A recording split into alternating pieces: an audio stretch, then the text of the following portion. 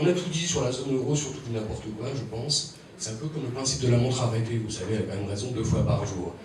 C'est-à-dire que vous avez les gens qui étaient convaincus qu'on assisterait à une sortie par le bas, c'est-à-dire qu'on allait éjecter tous les mauvais élèves, traduisez les pays de la Méditerranée, ou sur le bord de la Méditerranée, et puis ensuite un deuxième scénario avec une sortie par le haut, où là c'était l'Allemagne, les Pays-Bas, voire d'autres États qui sortiraient de cette monnaie unique. Je pense que tout ça c'est pure fiction, on a besoin de cette monnaie unique, qui est aujourd'hui la deuxième monnaie mondiale, elle doit être juste après le dollar.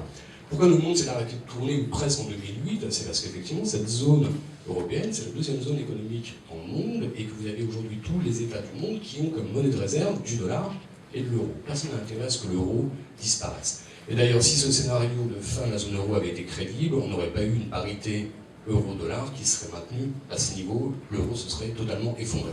Donc je pense que ce qu'on a du mal à voir aujourd'hui, c'est les efforts qui ont été effectués par les pays du Sud, notamment, même si effectivement on peine un petit peu à l'apercevoir. J'ai l'impression que la situation va mieux.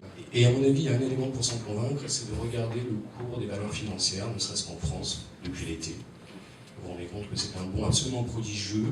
Ce qui s'est passé en 2008, c'est qu'on s'est retrouvé dans un monde de défiance. Plus aucune banque n'acceptait de prêter à une autre banque, de peur qu'elle ne soit pas en mesure de pouvoir rembourser. Ça semble derrière nous. Et puis, dernier élément, c'est qu'on est aujourd'hui dans un monde qui fonctionne de manière totalement interconnectée, c'est-à-dire que vous avez des bulles qui se créent assez rapidement, qui explosent tout aussi rapidement.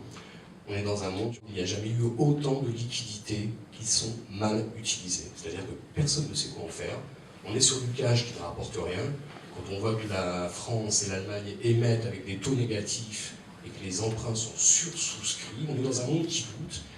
Cet amas de liquidité, le jour où on retrouvera que vous n'avez pas d'aspect psychologique, un minimum de confiance, ça peut repartir très très vite.